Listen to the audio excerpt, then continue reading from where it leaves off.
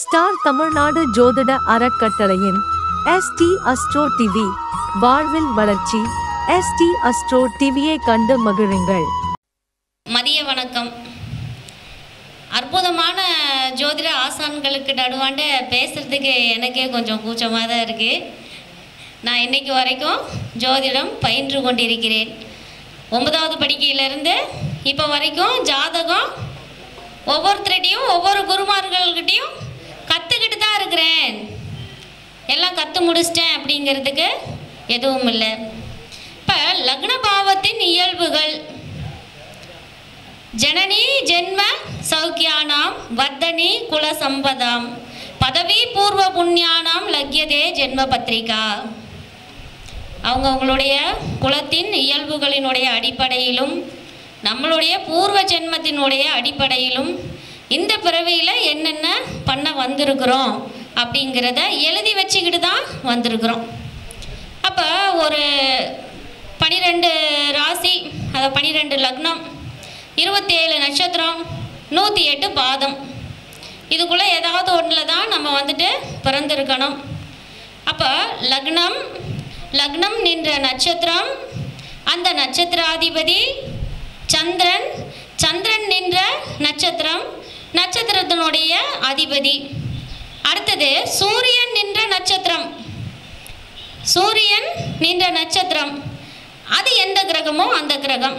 இதை மூன்றினுடைய அடிப்படையிலும் இந்த பூமியில் நம்மளுடைய கேரக்டர் மாற்றி மாற்றி வேலை செய்யும். ஒரே மாதிரியான இயல்பில் நம்ம இருக்க மாட்டோம்.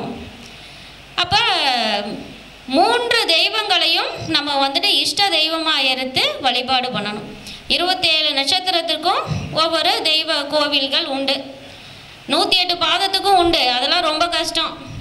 வாசகன் பஞ்சாங்கத்தில் கணிச்சா ஒரு மாதிரி வருதுங்க, சாஃப்ட்வேரில் போட்டால் ஒரு மாதிரி வருதுங்க. இப்போ லக்னம் மாறிடுதுங்க, நட்சத்திர பாதம் மாறிடுதுங்க. சரி, அப்போது 27 நட்சத்திரத்தில் உண்டான கோவில்கள் இருக்கு இல்லையா, அந்த கோவில்களை நம்ம வழிபாட்டுக்காக எடுத்துக்கலாம். அதாவதுங்க, தெய்வ வழிபாட்டால் இன்னும் கொஞ்சம் நம்மளுடைய ஜாதகத்தில் ஒளிஞ்சிருக்கக்கூடிய அதிர்ஷ்டங்களை அதிகப்படியாக பெற்றெடுக்க முடியும். அதுக்காக தான் தெய்வ வழிபாடு. விதியே நடக்குதுன்னா அப்புறத்துக்கு சாமி கோவில் குளம் ஏங்கய்யா. அப்புறம் புண்ணியமே பண்ணியிருக்கிறோம்னா இந்த பூலோகத்துக்கே வந்திருக்க மாட்டோம். புண்ணியமே பண்ணியிருக்கோம் அப்புறம் என்னத்துக்கு பிறகு போகிறோம்? அத்தனை பேரும் ஏதாவது ஒரு கர்மாவினுடைய அடிப்படையில் பாதிக்கப்பட்டு தான் பூமிக்கு வரோம். திரும்பவும் திரும்பவும் பாவங்களையே நம்ம சேர்த்தி வச்சு திரும்பவும் பூமிக்குள்ளேயே இருக்கிறோம். அதாவது திரிலோக சஞ்சாரம்னு சொல்லுவாங்க. நம்ம முதல் லோகத்திலேருந்தே இன்னும் மேலே போகலை. அப்புறம் 2வது லோகம் 3வது லோகத்துக்கெல்லாம் எங்கேருந்து போகிறது? சரிங்களா? அப்போ அந்த மாதிரியா இந்த பூலோக சஞ்சாரத்திலிருந்து விடுபட்டு புண்ணிய ஆத்மாவாக மேலே வரணும் அப்படின்னு சொன்னோம்னா நம்மளுடைய கர்மாவிலேருந்து நம்ம முதல்ல வெளியில் வரணும். அதுக்கான ஒரு வழி அப்படிங்கிறது தெய்வம்தான். இப்போ மந்திரங்கள்லாம் வேணுமா? நிறைய மந்திரங்கள் சொன்னால் தான் தெய்வம் நம்மளை வழி நடத்துமானா இல்லவே இல்லை. ஆத்மபூர்வமான விஷயங்களை நம்ம செயல்படுத்தும் போதே ஆட்டோமேட்டிக்காகவே இறைவன், அதாவது இந்த பிரபஞ்சம் நம்மளை பார்த்துக்கிட்டே இருக்கும். இப்போ ஒரு போன வாரம் வெள்ளிக்கிழமையும் பௌர்ணமியும் ஒரு நாள் ஒன்றா வந்தது. போன பௌர்ணமி அப்போ பார்த்தீங்கன்னா காலையில் என் பையன் செல்லில் ஒரு பாட்டு கேட்டுட்ருக்கிறான். எங்கள் அம்மாவும் என் பையனும் பேசிகிட்டு இருக்காங்க. இந்த பாட்டை கேட்டதே உங்கள் அம்மா வருவாங்க பாருன்னு. நான் சமையல் கட்டில் முக்கியமாக வேலை பார்த்துட்ருக்குறேன். அப்போ வர முடியல. அது என்ன பாட்டுன்னா, உன்னைத்தானே அம்மான்னு நான் எல்லோருக்கும் சொல்லி வச்சேன், உன் பேரை சொல்லி சொல்லி புது பானை பொங்க வச்சேன், ஊருக்கெல்லாம் வழிகாட்ட ஊருக்கெல்லாம் உயிரூட்ட தவிச்சாத்தான் தாளாட்ட வாத்தாயி எட்டு வச்சு வாத்தாயி பொட்டு வச்ச மகமாயி எட்டு வச்சு வாத்தாயி பொட்டு வச்ச மகமாயி. இந்த பாட்டு பாடிட்டு இருந்தது. அப்புறம் எங்கள் அம்மாவும் பையனும் என்னை கிண்டல் அடிச்சிட்டு இருக்காங்க. அம்மா பாரு சமைக்கிறத விட்டுட்டு வந்துடும் பாரு. இவன் சொன்ன பிற்பாடு நம்ம போகக்கூடாதுன்னு நினச்சிட்டு அந்த செல்லுக்கு பக்கத்துலேயே நம்ம போகலை. ஆனால் என்னாச்சு அப்படின்னம்னா என் மனசு என்ன பண்ணிருச்சு, அந்த பாட்டையே ரெக்கார்டாக பாட ஆரம்பிச்சிச்சு. எங்கள் ஊரில் பகவதி அம்மன் இருக்காங்க, நல்ல வாட்ட சாட்டமாக அழகான தெய்வம். அவங்க எழுந்திரிச்சு நடந்து வந்தால் எப்படி இருக்கும்னு சும்மா மனசுக்குள்ளே ஒரு கற்பனையோடு நான் அந்த பாட்டை பாடிக்கிட்டு வேலையை பார்க்குறேன். ஆனால் மனசுக்குள்ளே அந்த பாட்டு ஓடிட்டுருக்கு. ஈவினிங் மணி ஒரு 6:30 மணி 7 மணி இருக்க அந்த பகவதி அம்மன் கோவில் பூசாரி வர்றார். வந்துட்டு பூ, தேங்காய் பழம், வளையல் இதையெல்லாம் கொண்டுட்டு வந்து தரார். என்னென்னா அதிசயமாக இருக்குது. இந்த பக்கம் எனக்கு தெரியும், நம்ம பிரபஞ்சத்திட்ட யாருடைய ரூபம் கொண்டு இறைவனை எழுப்பியிருக்கிறோம்? பகவதியினுடைய ரூபம் கொண்டு சாதாரண ஒரு சினிமா பாட்டை தான் பாடிக்கிட்டு இருந்துருக்குறோம். ஆனால் இந்த சினிமா பாட்டு எனக்கு சினிமா பாட்டு இறைவனுக்கு மந்திரமாக பட்டிருக்கிறது. இது பெரிய மந்திரமா அம்மா நினச்சிட்டாங்க. அடே அப்பா, நம்ம பிள்ளை வந்து எந்த நேரம் நம்மளே கூப்பிடுறாள், இன்னைக்கு போய் ஒரு வாட்டி பார்த்துட்டு வந்துடுவோம். ஆனால் அந்த பூசாரிக்கே தெரியாது ஏன் வந்தேன்னு. அப்போ இதுக்கு பேர் மந்திர தந்திரமா, பெரிய மேஜிக்கா? ஒரு ஆத்ம சக்தியால் எதை வேணும்னாலும் நம்ம உருவாக்கி கொள்ள முடியும், எதை வேணும்னாலும் நம்ம தேடிக்க முடியும். நல்ல விஷயங்களை நம்ம கேட்கும் போதும் கெட்ட விஷயங்களை கேட்கும் போதும் எதை கேட்டாலும் இதை அதிகமாக கொடுப்பார் கடவுள், பிரபஞ்சம் கொடுக்கும். அப்போ துன்பங்களையே பற்றி, அதுவும் இரவு நேரத்தில் யார் துன்பங்களை பற்றி அதிகமாக யோசிச்சுட்டு தூங்குறாங்களோ அவங்களுக்கு அதிகமான துன்பம் வந்து சேரும். காலையிலங்காட்டி அதனால தான் மந்திரங்களை கேளுங்க, தெய்வ அதை காலையிலங்காட்டி டிவி போட்டாலே நல்ல விஷயங்கள் தான், எல்லாம் தெய்வ தரிசனம் தான், ராசி பலன் தான், இந்த மாதிரியான விஷயங்கள் வந்துட்டு நம்ம கேட்குறோம். அடுத்தது என் பையன் இன்னொரு வேலை பண்ணுவான். காலண்டரில் டெய்லியும் வந்துட்டு பார்ப்பான். அதில் வெற்றி, கீர்த்தின்னு எந்த ராசி போட்டிருக்குதோ அந்த ராசி தான் தன்னோட ராசின்றான். திருவோண நட்சத்திரம் மகர ராசி. டெய்லி ராசி பலன் பார்ப்பான். ஒவ்வொரு நாளைக்கு ஒவ்வொரு ராசியும் அவன் மாறிக்குவான். இந்த அஷ்டமி நவமி இல்லை அவனுக்கு சந்திராஷ்ட நேரத்தில் பார்க்கறதுக்கு மறந்துடுவான். ஏன்னா அதுவும் விதி. நான் யோசிப்பேன், என் அஷ்டமி நவமி அமாவாசை கரெக்டாக அவனுடைய சந்திராஷ்டம நாளில் அந்த காலண்டர் பேப்பர் கிளிக்கிறதுக்கு அவனுக்கு நேரம் இருக்காது. விதி அப்படி செயல்படுதுன்னு அர்த்தம். அப்போ அவனாலேயே மாற்றிக்க முடியுது.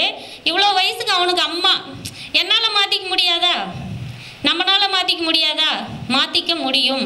விதி நினைத்தால் முடியும். அப்போ ஒருத்தருடைய லக்னம் எப்படி 27 நட்சத்திரம் சரி. இப்போ மேச லக்னத்தையும் எடுத்துக்கங்க. மேச லக்னத்தில் யார் யார் இருக்கிறா? கேது, சுக்கிரன், சூரியன் இருக்கிறார்.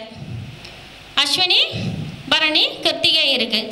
அது எப்படிப்பட்ட தத்துவம்? நெருப்பு தத்துவம், சர தத்துவம், ஆண் ராசி, வேகமானவங்க, எல்லாத்துக்கும் துணிச்சலாக செயல்படக்கூடியவங்கன்ட்டு. இதுக்கு முன்னால் ஐயா பேசினார். நவாம்சத்தை முக்கியமாக எடுத்து பார்க்கணும் அப்படிங்கிறத அவர் வந்துட்டு பேசியிருந்தார். நவாம்சத்தில் அந்த லக்ன புள்ளி எங்கே விழுகுதோ, எந்த நட்சத்திரத்தில் இருக்குதோ அந்த பாகத்தில் தான் பார்த்தீங்க அப்படின்னு சொன்னோம்னா அவங்களுடைய குண இயல்புகள் இருக்கும்ட்டு. அப்போ மொட்டையாக மேச லக்னம்னா வேகக்காரவங்க, கோபக்காரவங்கன்னு நம்ம வந்துட்டு சொல்லிட முடியாது.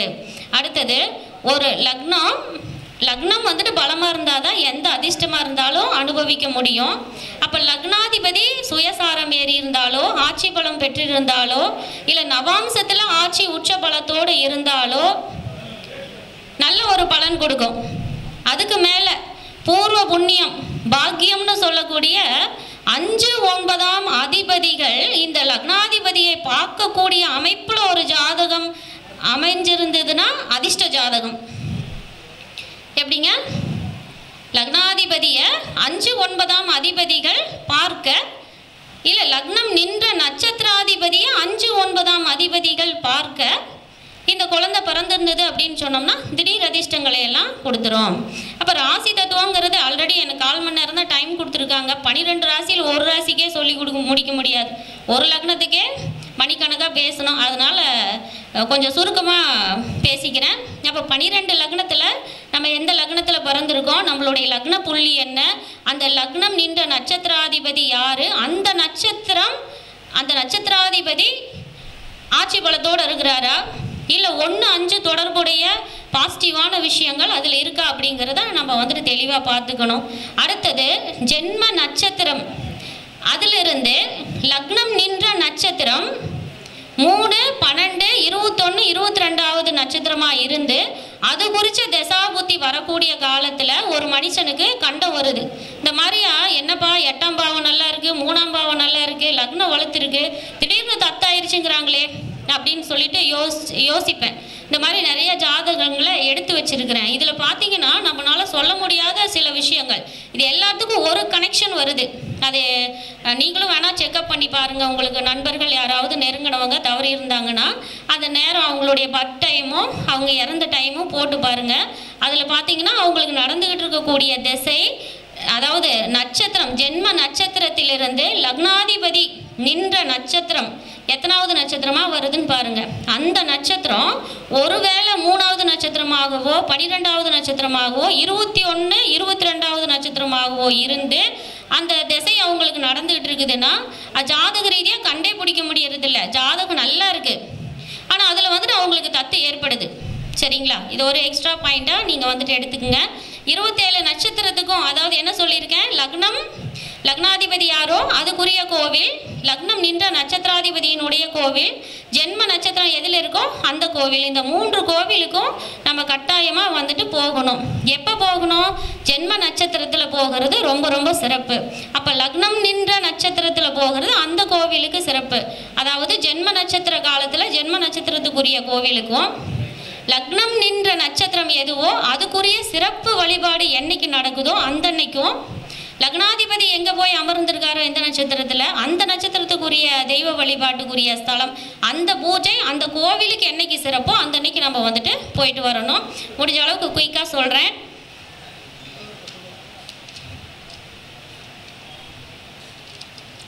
அப்போது மேச ராசியில் லக்னம் விழுந்திருக்கு, இல்லை நட்சத்திரம் இருக்குது, லக்னாதிபதி போய் மேச ராசியில் இருக்கிறாரு, அதுவும் அஸ்வினி நட்சத்திரத்தில். முக்கியமாக பாருங்கள், நம்ம ஜோதிடர்களாக இருக்கணும்னா நம்மளுடைய லக்னாதிபதியோ இல்லை லக்ன புள்ளியோ இல்லை ராசியோ நட்சத்திரமோ குருவனுடைய அம்சமாகவும் புதனுடைய அம்சமாகவும் சூரியனுடைய அம்சமாகவும் தான் இருக்கும். இத்தனை பேர்த்துக்குமே அப்படி தான் இருக்கும். சரிங்களா? அடுத்தது அஸ்வினி நட்சத்திரத்தில் பிறந்திருந்தால் அதனுடைய அதிதேவதை பார்த்தீங்கன்னா சரஸ்வதி தேவி, அஸ்வினி தேவர்கள்னு சொல்லுவாங்க. இருந்தாலும் ஞானத்தினுடைய அதிபதி சரஸ்வதி. அப்போ கேதுவுக்கு வந்துட்டு ஞானம்னு சொல்லக்கூடிய ஒரு விஷயத்த கொடுத்துருக்கக்கூடியது இந்த கேதுனுடைய முதல் நட்சத்திரம். கேதுனுடைய 2வது நட்சத்திரமாக இருக்கக்கூடிய மகம் நட்சத்திரம் வந்துட்டு பித்ருகள், பெரியவங்களுடைய ஆசீர்வாதம். 3வது நட்சத்திரம், 3வது மூல நட்சத்திரம்ங்கிறது உள்ளே இருக்கக்கூடிய மனிதன் பாதி மிருகம் பாதிங்கிறோம் இல்லையா, அந்த அரக்கன் நிருதியினுடைய நட்சத்திரமாக நம்ம வந்துட்டு எடுத்துக்கலாம். அப்போது சரஸ்வதி தேவியை வழிபாடு பண்ணிக்கிட்டு வரணும். அஸ்வினி நட்சத்திரத்தில் இந்த மாதிரி அமைப்பு பெற்றவங்க.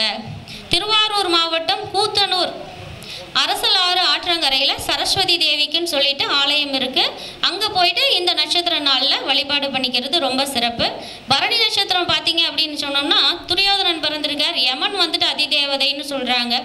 அப்புறம் துர்க்கை வந்து பாதத்தில் எரும வாகனத்தை தான் முதிச்ச மாதிரி இருப்பாங்க. அப்போ துர்க்கையை வந்துட்டு வழிபாடு பண்ணிக்கிறது ரொம்ப சிறப்பு. அதுவும் கும்பகோணம் பட்டீஷ்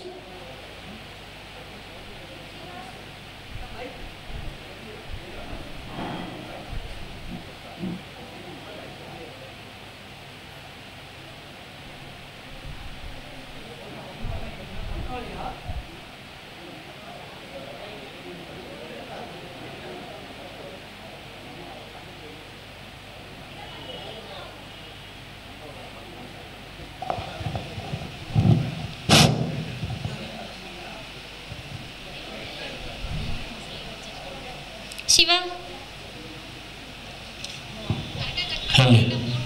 சரியா சிவா சரி. அப்போது பரணி நட்சத்திரத்தில் அதிர்ஷ்டமாக, பரணி நட்சத்திரத்தை ஒரு அதிர்ஷ்டமாக நினைக்கிறவங்க, அதாவது நான் சொன்ன 3 கான்செப்ட் இருக்கணும். ஒவ்வொரு மனுஷனும் 3 கோவிலை வழிபாடு பண்ணணும், நட்சத்திரத்தை மட்டும் இல்லை.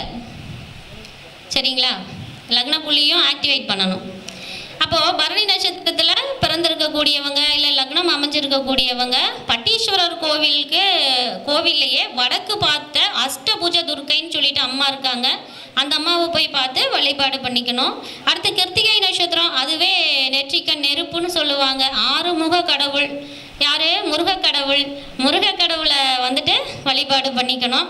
அது ஆவினங்குடி குட்டி முருகராக இருக்கணும். ஆவினங்குடியில் முருகர் எப்படி இருக்கார்? சின்ன முருகராக இருக்கார் இல்லையா, அவரை வழிபாடு பண்ணிக்கணும். அடுத்தது ரோகிணி நட்சத்திரம் சிறப்புங்கிறோம். ஆனால் அவர் கிருஷ்ணர் பிறந்தார், பாம்பு வாய்க்குள்ளே போனார், தண்ணிக்குள்ளே போனார், எல்லா கஷ்டத்தையும் அவர் மேஜிக் மேன் தப்பிச்சு வந்துட்டார். ஆனால் நம்ம ரோகிணி நட்சத்திரத்தில் நம்மளுடைய லக்னம் அமைஞ்சு அமைஞ்சிருந்ததுனாலோ இல்லை பிறவி அமைஞ்சிருந்ததுனாலோ நம்மளால் மற்றவங்களால் நம்மளுக்கும் துன்பம் வருது. ஏதாவது ஒரு கண்டம் பிரச்சனை அப்படிங்கிறத கொடுக்குது. இதுக்கு பரிகாரம் என்ன அப்படின்னா, அந்த குழந்தை இந்த நட்சத்திரத்தில் பிறந்திருக்கு, 4ஆம் பாதத்தை தவிர மீதி 3 பாதங்களில் பிறந்திருக்குன்னா அந்த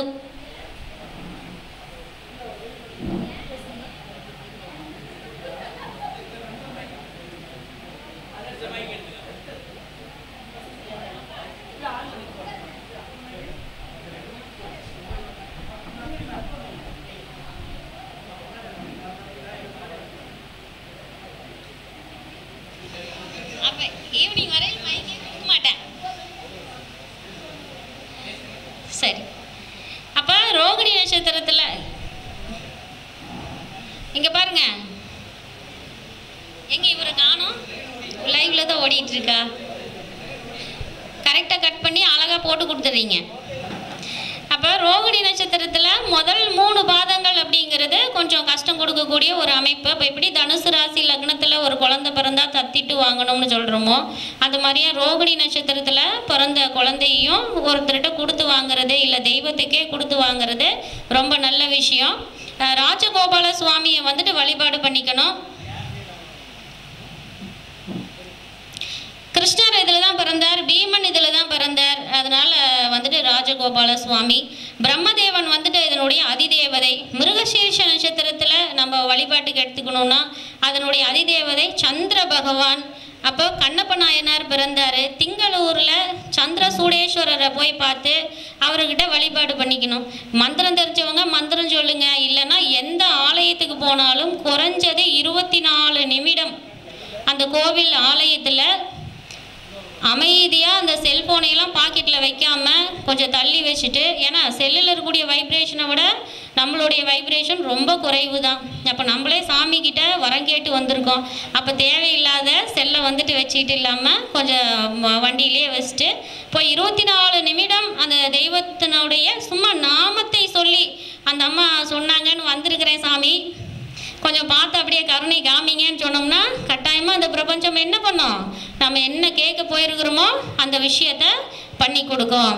அடுத்தது மிருகசீர்ஷ நட்சத்திரம் சொல்லியாச்சு. திருவாதிரை நட்சத்திரத்தில் சிவபெருமான் பிறந்தார். அடுத்தது கருடன் பிறந்தார். திருவாதிரை நட்சத்திரத்தில் 4ஆவது பாதத்தில் ஒரு பெண் குழந்தை பிறந்தது அப்படின்னு சொன்னோம்னா கொஞ்சம் உடம்புக்கு பீடை கொடுக்கும், தாயாருக்கு பீடை. சிதம்பரம் காற்று ஸ்தலம். சிதம்பரம் நடராஜ பெருமானை போய் பார்த்து வழிபாடு பண்ணிக்கிறது ரொம்ப நல்லது. அது மார்கழியில் போயிட்டு அந்த ஆருத்ரா தரிசனம்னு சொல்லுவாங்களே, அந்த காலத்தில் முழு நாளும் அந்த பௌர்ணமியில் அங்கே இருந்து இந்த நட்சத்திரத்தை விரும்பக்கூடியவங்க. நம்ம விரும்பணும், முதல்ல ஒரு தெய்வத்தை நான் விரும்பி போகிறேன் அப்படின்னு சொல்லணும். அப்போ அந்த தெய்வத்தினுடைய பூர்ண அனுகிரகம் அப்படிங்கிறது இவங்களுக்கு கிடைச்சிரும். புனர்பூச நட்சத்திரம் அதிதி தான் அதிதேவதையாக வராங்க. காமதேனு ஸ்ரீராமர் பிறந்தார். காமதேனு ஒரு இஷ்ட தெய்வமாக வழிபாடு பண்ணலாம். சென்னை அரக்கோணம் அருகில் இருக்கக்கூடிய திருவள்ளூரில் வீரராகவ பெருமானை வழிபாடு பண்ணிக்கிறது இதனுடைய சிறப்பு. பூச நட்சத்திரம் பிரகஸ்பதி அதிதேவதை. பரதன் பிறந்தாரு. தட்சிணாமூர்த்தி வழிபாடு ரொம்ப சிறப்பு. அதுவும் தைப்பூசத்தில் திருச்செந்தூர் முருகரை வழிபாடு பண்ணிட்டு அங்கே இருக்கக்கூடிய குரு பகவான் தட்சிணாமூர்த்திக்கு 108 சுண்டல் கோர்த்து கொண்டு போய் அப்படியே மாலையாக போட்டுட்டு அவரையும் அப்படியே தரிசனம் பண்ணிட்டு, எந்த ஆலயத்துக்கு போனாலும் எவ்வளோ நிமிஷம், 24 நிமிஷம் அந்த ஆலயத்துக்குள்ளே அமர்ந்து அமைதியாக அந்த தெய்வத்தினுடைய பேரை சொல்லி நமகன்னு சொன்னோம்னாவே போதும், அதுவே பெரிய மந்திரம். ஆயில்ய நட்சத்திரம் ஆதிசேஷ பெருமான் பிறந்தார். லட்சுமணன் பிறந்தார். சத்ருகன் பிறந்தார். திருநாகேஸ்வரம் போகலாம். அதே ஆயில்ய நட்சத்திரம் வரக்கூடிய நாளில் திருநாகேஸ்வரம் போய் வழிபாடு பண்ணிக்கிறது. அதில் திங்கள் கிழமையில் உங்களுக்கு ஒரு வேளை ஆயில்ய நட்சத்திரம் வர மாதிரி ஒரு நாள் பார்த்து அதில் ராகு கால வேலை ஒரு 7:30 மணிக்கு மேலே ஒரு 9 மணிக்குள்ளே அந்த பூஜையில் இருந்து நம்ம வழிபாடு பண்ணிக்கிட்டு வரலாம். காளகஸ்தியும் அருமையான பரிகார ஸ்தலங்கிறத விட வரம் கொடுக்கக்கூடிய ஸ்தலம்னு நம்ம எடுத்துக்கலாம். அடுத்தது மகம் நட்சத்திரம் பித்ருக்கள் தான்.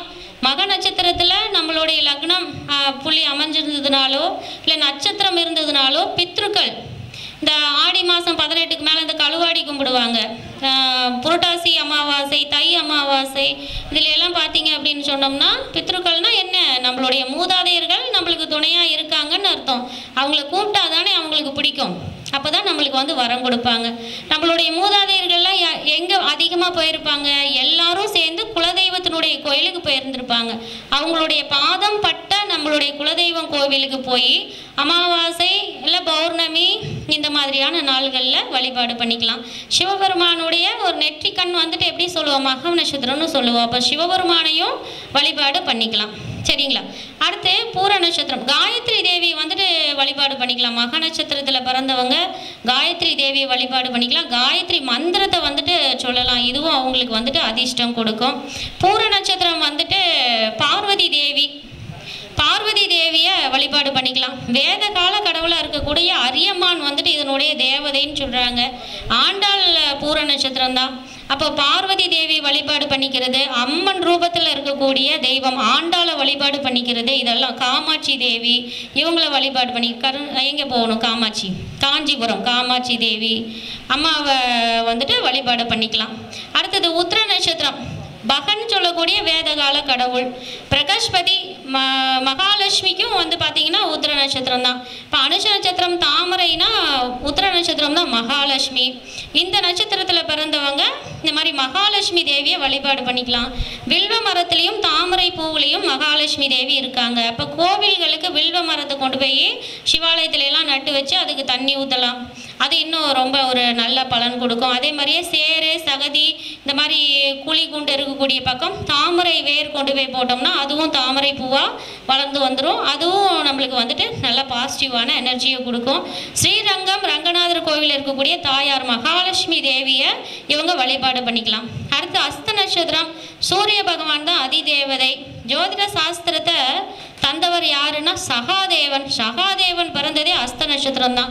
அதனால தான் கன்னி ராசி இல்லை கன்னி லக்னம் இந்த அஸ்த நட்சத்திரத்தில் அவங்களுக்கு வந்துட்டு கிரகங்கள் லக்னாதிபதியோ போய் நின்றால் சிறந்த ஜோதிடர்கள்னு சொல்லுவாங்க. அவங்களுக்கு தெய்வ ஞானம்ங்கிறது முற்பிறவியிலிருந்தே வந்திருக்கும். அவங்க போன ஜென்மத்திலேயே நல்ல ஜோதிடர்களாக வாழ்ந்திருப்பாங்க, இல்லை சித்த வைத்தியர்களாக வாழ்ந்திருப்பாங்க. அந்த காலத்தில் சித்த வைத்தியர்கள்லாம் ஜோதிடம் பார்த்தாங்கங்க, ஜோதிடர்கள் தாங்க சித்த வைத்தியர்கள்.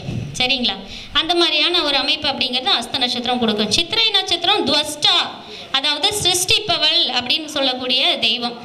விஸ்வகர்மான்னு சொல்லுவாங்க.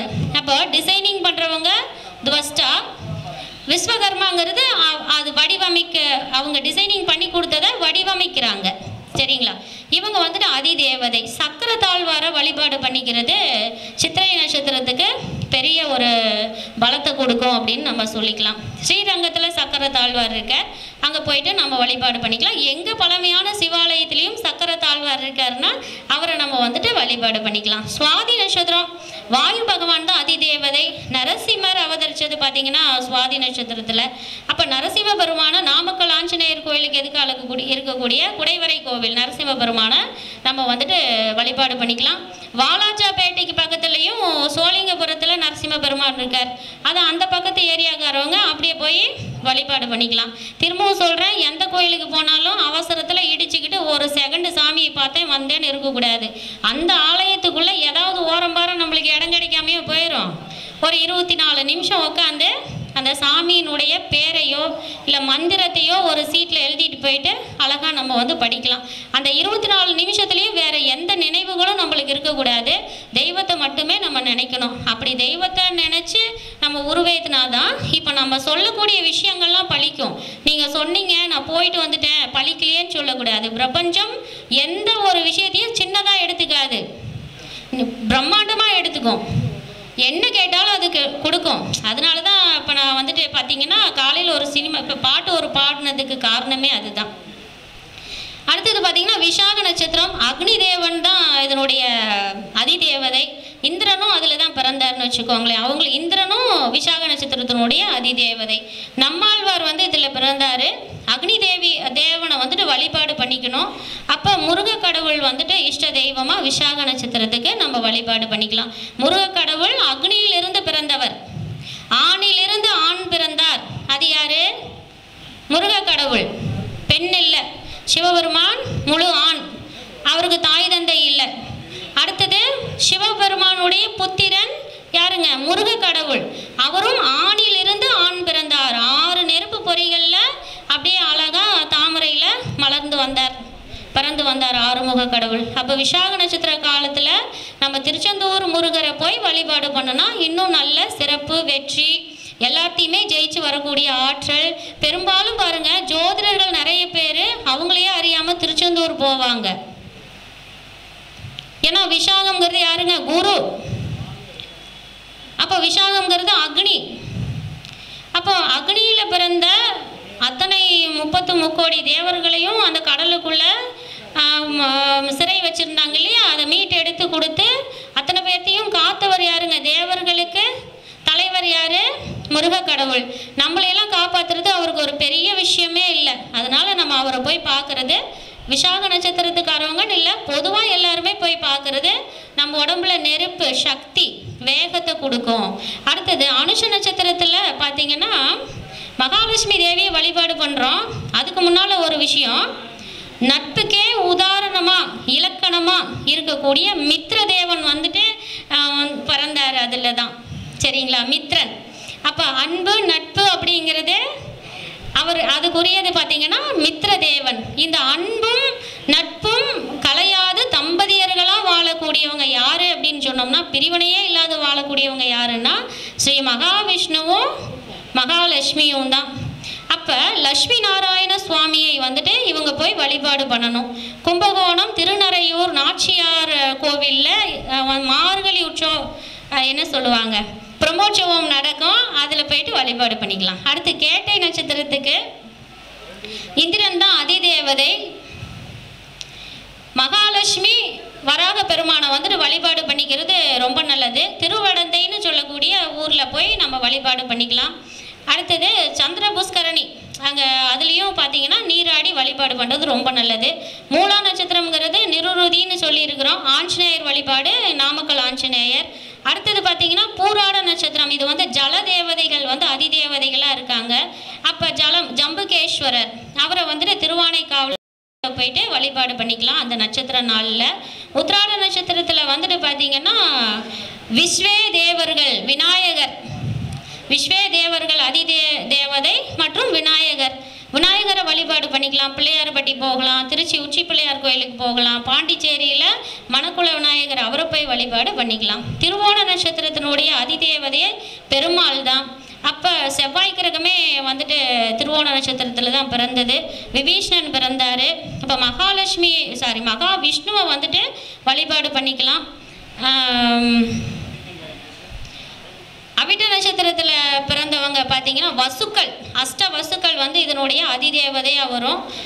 ஆனந்த பத்மநாபன் பெருமானை வந்துட்டு வழிபாடு பண்ணிக்கலாம். திருவனந்தபுரத்தில் இருக்கக்கூடிய ஸ்ரீஹரி லட்சுமி தாயாருடன் இருக்கக்கூடிய ஆனந்த பத்மநாபன் சுவாமி. சதய நட்சத்திரம் ஆஞ்சநேயர் போய் சதய நட்சத்திரத்தில் என்ன கேட்டோம்னாலும் கொடுப்பாராம். என்ன காரணம்னா, ஸ்ரீராமரை வந்துட்டு பார்த்தீங்கன்னா ஆஞ்சநேயர் முதல் முறையாக பார்த்த நட்சத்திரம் மாசி மாதத்தில் வரக்கூடிய சதய நட்சத்திரமா. அப்போ மாசி மாதத்தில் வரக்கூடிய சதய நட்சத்திர நாளில் ஆஞ்சநேயரை போய் பார்த்து நம்ம என்ன கேட்டாலும் ரொம்ப சந்தோஷமாக இருப்பாராம். அந்த நேரத்தில் வரம் கொடுப்பாராம். அதனால் ஆஞ்சநேயர் வழிபாடு பண்ணிக்கலாம். திருக்கடையூர் போய் அமிர்தகடேஸ்வரர் அபிராமி தாயை வழிபாடு பண்ணிக்கலாம். பூரட்டாதி நட்சத்திரத்தில் பார்த்தீங்கன்னா சிவபெருமான் தான், சிவனின் அம்சமாக இருக்கக்கூடிய ஏகபாதன், ஒற்றை காலுடையவர். வேத காலத்தில் வந்துட்டு இவர் வாழ்ந்தவராக இருக்கிறாரு. குபேரன் வந்துட்டு வழிபாடு பண்ணிக்கலாம். பூரட்டாதி நட்சத்திரத்தில் குபேரன் பிறந்தாராம். அப்போ குபேரனை எங்கே போய் வழிபாடு பண்ணுறது? திருப்பதியில் உண்டியல் ரூபத்தில் இருக்கிறாராம். சங்கநிதி பத்மநிதியோட உண்டியல் லட்சுமி குபேரராக இருக்காராம். உண்டியல் வடிவமே வந்துட்டு குபேரன் தான் சொல்கிறாங்க. அப்போ உண்டியலை தொட்டு வணங்கி அதில் இந்த கலியுகம் முடிகிற வரையிலும் அவர் பெருமாளுக்கு வந்துட்டு வட்டியை மட்டும்தான் அவர் பெருமாள்கிட்டருந்து வசூல் பண்ணுறாராம். அப்போ நம்மெல்லாம் எங்கே கொண்டு போய் எதுக்கு கொடுக்குறோம்? பெருமாளுக்கு இல்லை, பெருமாளுடைய கடன் அடைக்கிறதுக்காக வட்டி காசை கொண்டுட்டு போய் கொடுக்குறோம். அப்போ குபேரனுடைய ஆசீர்வாதம் நம்மளுக்கு கிடைக்கும். அப்போ உண்டியலை தொட்டு வணங்கணும். அடுத்தது உத்திரட்டாதி நட்சத்திரத்தில் அகிர் புத்திரர்கள் வந்துட்டு பிறந்தாங்க. காமதேனு வந்துட்டு பிறந்துச்சு. கழுகு அரசன் ஜடாயு பிறந்தார். திருப்பார்கடலில் வந்துட்டு காமதேனு தோன்றுனாங்க. மகாலட்சுமி காமதேனுவெல்லாம் திருப்பார்கடல்ல இருந்து தோன்றுனாங்க. காமதேனுவை வந்துட்டு கோபூஜை செஞ்சு வழிபாடு பண்ணிக்கலாம். கும்பகோணம் பட்டீஸ்வரர் கோவிலில் இருக்கக்கூடிய தேனுபுரீஸ்வரர் தான் பட்டீஸ்வரர். தேனுபுரீஸ்வரராக இருக்கக்கூடிய பட்டீஸ்வரரை நம்ம வந்துட்டு வழிபாடு பண்ணிக்கலாம். அங்கே ஞான தீர்த்தம் இருக்குது. ரேவதி நட்சத்திரத்தில் அதனுடைய அதிதேவதை பார்த்தோம்னா பூஷான்னு சொல்லக்கூடிய தேவதை அபிமன்யு வந்துட்டு அதில் பிறந்தாங்க. ஸ்ரீரங்கநாதரை வழிபாடு பண்ணோம்னாலே ஸ்ரீரங்கம் போனீங்கன்னா எவ்வளோ தெய்வம் இருக்குது பாருங்க. ராமானுஜரை கட்டாயமாக ரேவதி நட்சத்திரத்தில் பிறந்தவங்க போய் வழிபாடு பண்ணணும். ஸ்ரீரங்க ரங்கநாதரையும் தாயாரையும் ராமானுஜரையும் வழிபாடு பண்ணுறது ரொம்ப சிறப்பு. ஐயா, எனக்கு இன்னும் நிறையா பேசணும் போல் இருக்குது. உங்கள்கிட்ட நிறைய விஷயங்களை பகிர்ந்துக்கணும். நெக்ஸ்ட் டைம் நான் பேசுகிறேன்.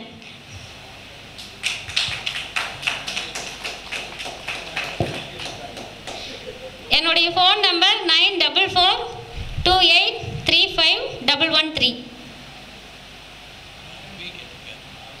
9442835113. நான் பரமத்தியிலிருந்து வரேன். SP Padmapriya, MA astrology.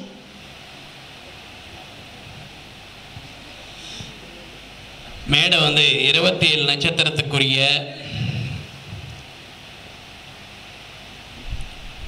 அதாவது கோவில்களையும் சொன்னாங்க, அற்புதமாக சொன்னாங்க. பத்மபிரியா அம்மா அவர்களுக்கு சேலத்தைச் சேர்ந்த பூங்குடி அம்மா அவர்கள் மரியாதை செய்ய அன்புடன் அழைக்கிறேன்.